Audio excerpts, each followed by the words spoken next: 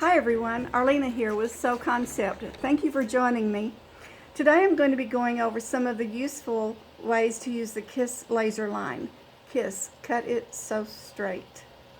You may remember watching demos in our booths at one of the many quilting and sewing trade shows we ventured across the United States for over maybe 10 or 12 years. You may already own a KISS. If you do, we appreciate that and hope that you've made it one of your go-to tools for your sewing room. But if you do not own a KISS, I have to tell you that the KISS is not only a perfect tool for cutting a straight line without using a marker pen or chalk on your fabric, but you're going to also want to use the KISS for applique placement, for finding a center point, and for squaring your fabric. Quilters are also finding it a great tool for using it as a guide on their long arm frame. So let's go over to the cutting table and I'll show you some of the ways that we can make cutting more accurate and a great time saver. Now sometimes we have fabrics that just are not, marker pen is just not visible on. There's so many colors here and it's such a different fabric. These pens, markers, and friction are not going to show up on it. There are some fabrics that have rhinestones or sparkle, and you can't mark on them either, but this does show you a definite line where you can cut. Charmeuse, satins, shows up beautifully on them. Black velveteen shows up just beautiful on it. Multicolors shows up beautiful on it, and then all these different colors. It's just laying a color on your fabric, and there's just no color that I've found that it will not show up on. And when you're cutting belting or anything like that, it's so much faster just to lay your belting down and do your cut. Because it shows up just fine on the black or on the white, either one. You may have been disappointed like I have before where you used one of the marker pens and the manufacturer said, oh, that will come out.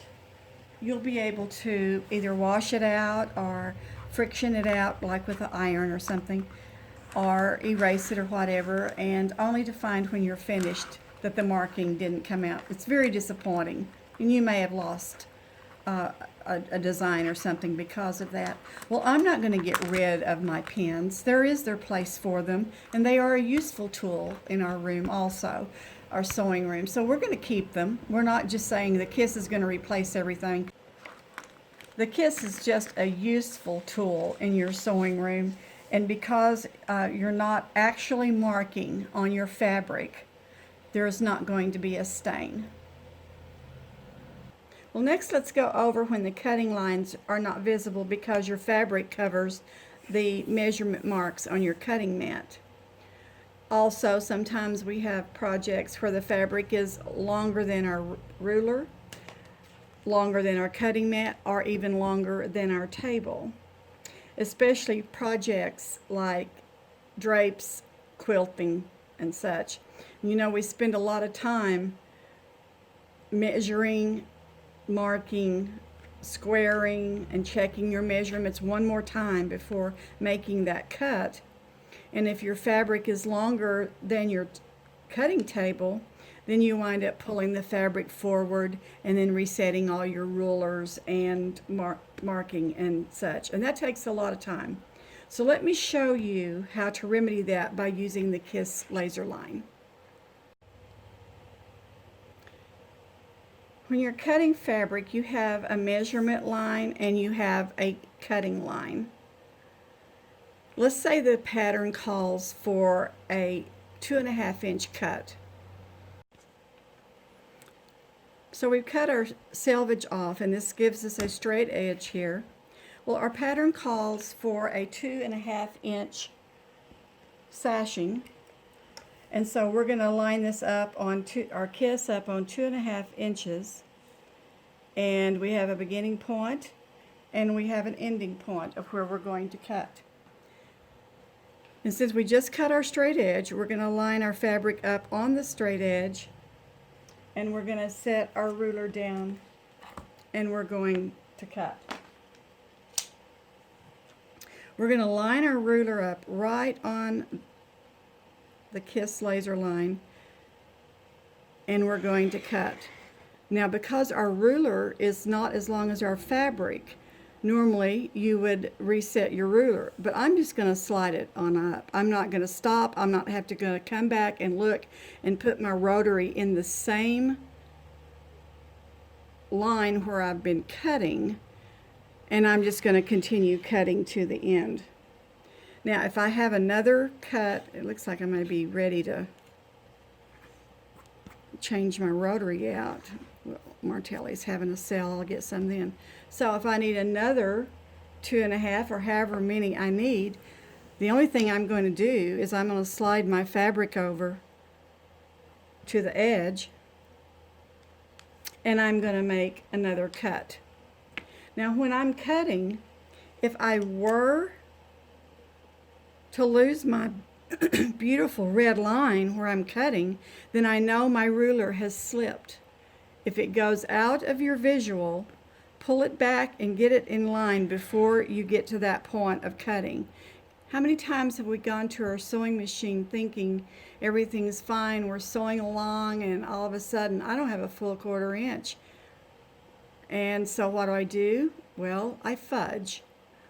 Or if it's too much, maybe my ruler came back this way instead of this way, which is usually the normal, is you lose and it slips. But you want to catch it before it gets to the end, because normally that's when you find out. Is either here at the end you'll find out you're off and you'll pull it back.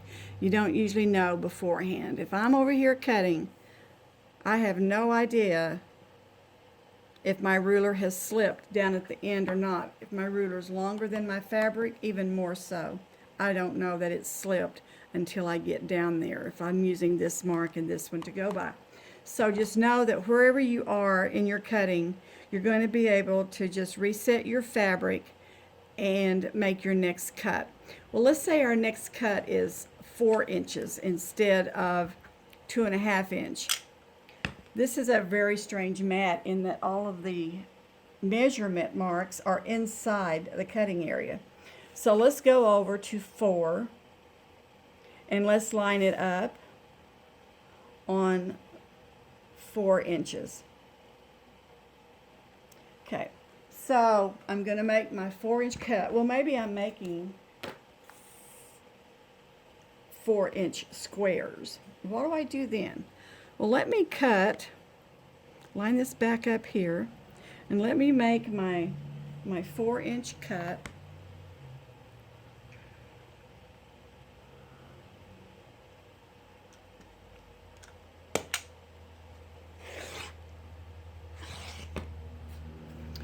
Okay, so now all I'm going to do is flip it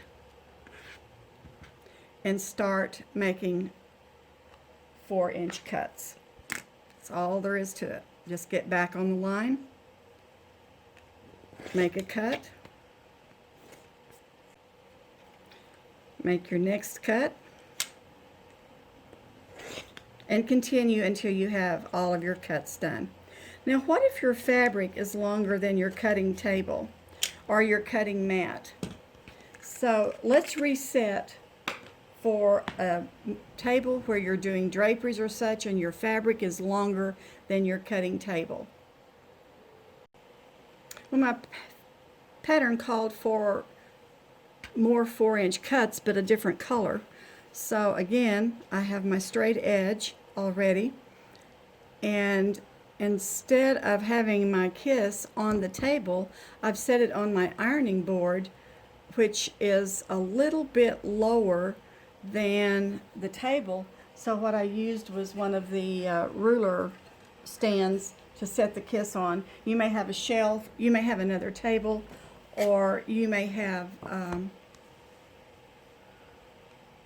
your ironing board set close enough that you can stack something on it to make your cut. Is we'll set our fabric up, put our ruler back on our 4-inch line. It's already there.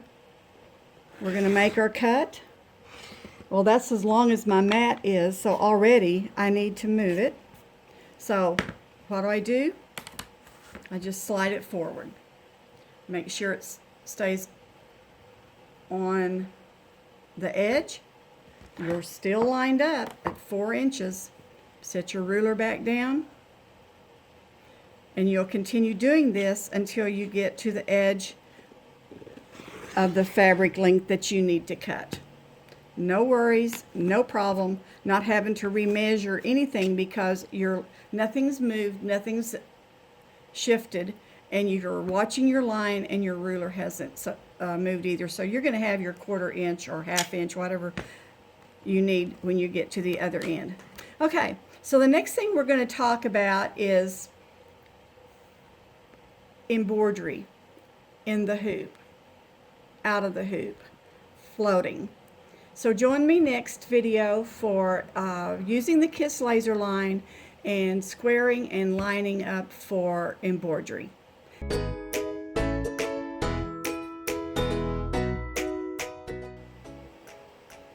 And please go to our website, sewconcept.com, and look under Kiss laser line and purchase yours. I believe there's free shipping through the end of the year. We want you to take advantage of that while you can.